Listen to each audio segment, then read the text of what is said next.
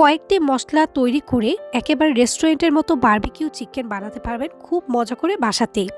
এই শীতে কিন্তু আমরা অনেক পার্টিতে বারবিকিউর এই রেসিপিটা করে থাকি, কিংবা 31st নাইট যে কোনো অকেশনে আমরা এরকম বারবিকিউ চিকেনের পার্টিটা রেখে থাকি। তো সেক্ষেত্রে কিন্তু মজা করে বারবিকিউ চিকেনটা কিভাবে মেরিনেট করতে হয় তার রেসিপিটা আজকে আপনাদের সাথে শেয়ার করব।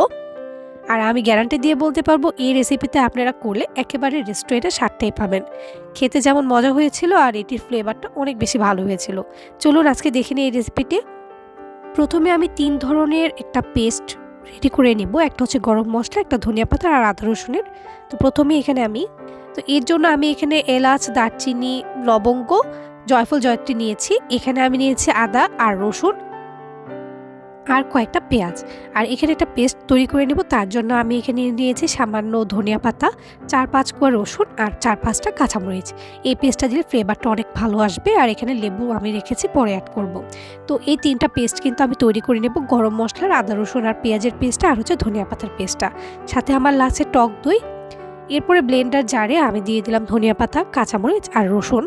এরপর খুব সুন্দরভাবে এটা একটা পেস্ট তৈরি করে নেব। আর এখানে আমি রেখেছি বারবিকিউ মশলা। তো এখানে আমার মশলাগুলো রেডি। এখানে ধনিয়া পাতার পেস্ট, আদা রসুনের পেস্ট আর এই যে গরম মশলাটা তৈরি করেছিলাম, এই সব কিছু আমি রেডি করে রেখেছি। এরপর আমি মেরিনেশনে চলে যাচ্ছি। এখানে প্রথমে আমি দিয়ে দিব প্রায় 1 কাপের মতো আদা রসুন পেস্ট। আমার আজকে এখানে 6টা মুরগি রয়েছিল, আর মুরগিগুলোকে কিন্তু আমি স্কিন সহ নিয়েছি, কারণ রেস্টুরেন্টগুলোতে কিন্তু স্কিন সহ এরকম গ্রিল বা বারবিকিউ করে থাকে। তো এখানে আমি ওই গরম মশলার পেস্টটা নিয়েছি। এটা আমার 1/2 কাপের মতো হয়েছিল। আপনারা পরিমাণটা একটু বুঝে নেবেন আপনাদের মুরগি অনুযায়ী। আর এখানে 1/3 কাপের মতো নিয়েছি আমি এই ধনিয়া পাতার পেস্টটা।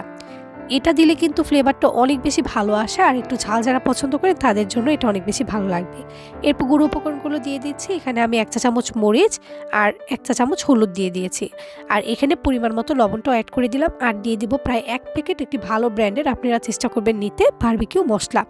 চাইলে এখানে গ্রিল বা তান্দুরি মশলাটাও নিতে পারেন। আর এখানে আমি দেবো 1 চা চামচ গরম মশলার গুঁড়া, 1 চা চামচ সাদা গোলমরিচের গুঁড়া। আর এখানে প্রায় সস দিয়ে দেবো 1/4 কাপের মতো টমেটো সস। আর এরপর এখানে সরিষার তেল দিয়ে দেবো 1/3 কাপের মতো। যেহেতু আমার চিকেনটা একটু বেশি ছিল, আমি পরিমাণ মতো দিয়েছি। সয়া সস দেবো 3 টেবিল চামচের মতো। এরপর আমি এটাকে একটু ভালো মতো হাত দিয়ে মিক্স করে নিচ্ছি। আর এই পর্যায়ে চাইলে আপনারা ফুড কালার ইউজ করতে পারেন, এতে করে দেখতে সুন্দর হবে। কিন্তু চেষ্টা করবেন অবশ্যই ভালো ব্র্যান্ডের ফুড কালার ইউজ করতে। বাজারে যে খোলা রঙগুলো বিক্রি করে সেগুলো ইউজ না করারই চেষ্টা করবেন, কারণ ওগুলো স্বাস্থ্যের জন্য ক্ষতিকর। এরপর এখানে আমি টক দইটা অ্যাড করব। আমি এখানে প্রায় 1 কাপের মতো টক দই খুব ভালো মতো ফেটিয়ে নিয়েছিলাম একটু পাতলা করে। তারপর এটা আমি দিয়ে দিলাম। এই কয়টা মশলাতেই কিন্তু আপনার বারবিকিউ চিকেনটা অনেক বেশি মজার হবে আর অনেক বেশি ফ্লেভারফুল হবে। তারপর আমি চিকেনগুলোকে দিয়ে দিয়েছি। আর এই দেখুন, আমি কিন্তু স্কিন সহ নিয়েছি। আমার চিকেনের সাইজগুলো মাঝারিই ছিল, খুব বেশি বড় বা একবারে ছোট ছিল না।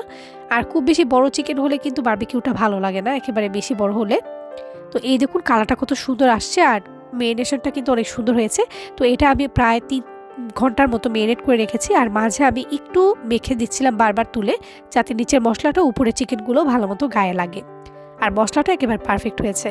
আর আজকে এটা আমরা কয়লায় পুড়ে নেব। তো আমরা ছাদে কয়লার একটা চুলা করে নিয়েছিলাম। তো সেখানে গ্রিল এরকম শিক করে ভালো মতো চিকেনগুলোকে কয়লার উপর দিয়ে দিলাম। আর কয়লার প্রসেসটা আপনারা অনেকেই জানেন যারা সবসময় পার্টি করেন। তো কয়লার উপর দিয়ে এটা কিন্তু ভালো মতো একটু বাতাস করতে হয়, যাতে করে কয়লাটা খুব ভালো মতো জ্বলতে থাকে। আর একটু বারবার উপর করে দিচ্ছিলাম, এপাশ ওপাশ করে দিচ্ছিলাম। আর অবশ্যই তেল ব্রাশ করে নিতে হবে, সরিষার তেল।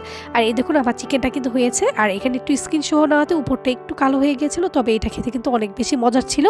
তো ভালো মতো সস আর সালাদ দিয়ে আমরা এনজয় করেছিলাম। কেমন লাগলো আমার আজকের রেসিপিটা জানাবেন। ভালো লাগলে অবশ্যই একটি লাইক দেবেন। অনেক ধন্যবাদ সবাইকে।